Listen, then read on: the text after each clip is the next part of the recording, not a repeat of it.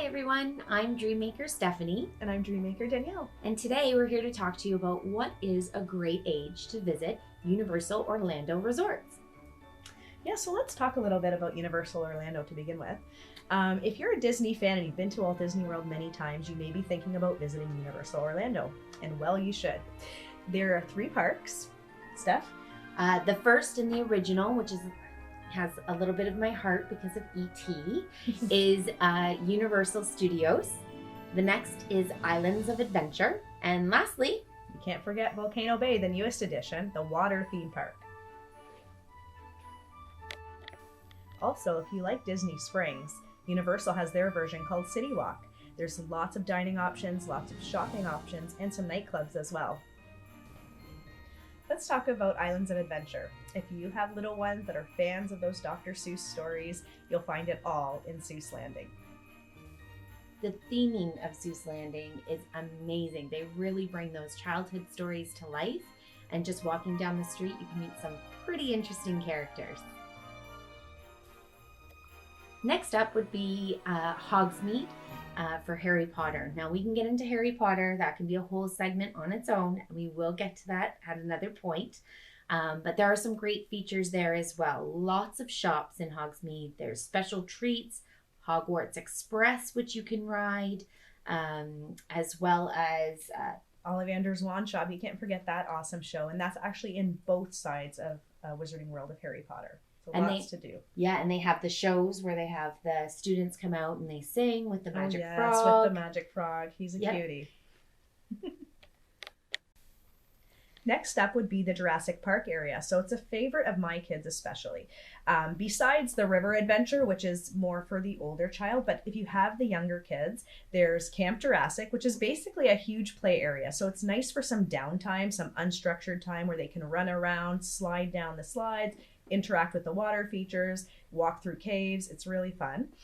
There's also the Jurassic Park Discovery Center where you can actually watch little dinosaurs being born and how they care for the dinosaurs in Jurassic Park. So that's, you can even meet the Triceratops there. So lots of fun for the little ones there.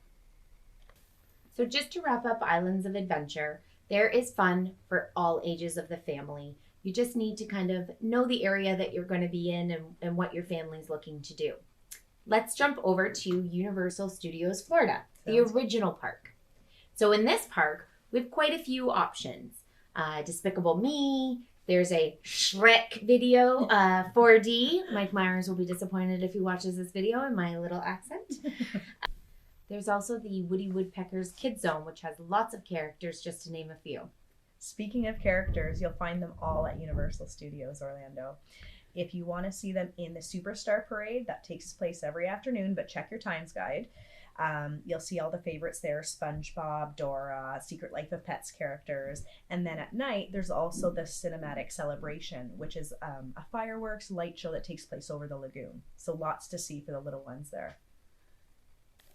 So the last of the 3 parks that we were mentioning is the new water park, Volcano Bay. I love that one. Mm-hmm. Lots of fun in there. Lots of water features for people of all ages. Another great aspect of that park is the Tapu Tapu. So we'll get into the details on another episode, but just as a little overview, it's a virtual line system. So no waiting in line with your little kids.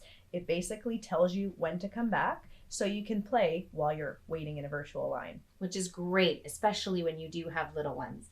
Not to mention that when Universal Orlando Resorts was creating Volcano Bay, they really took into consideration those virtual lines that you were talking about, as well as not having to pull a tube or a raft anywhere for you.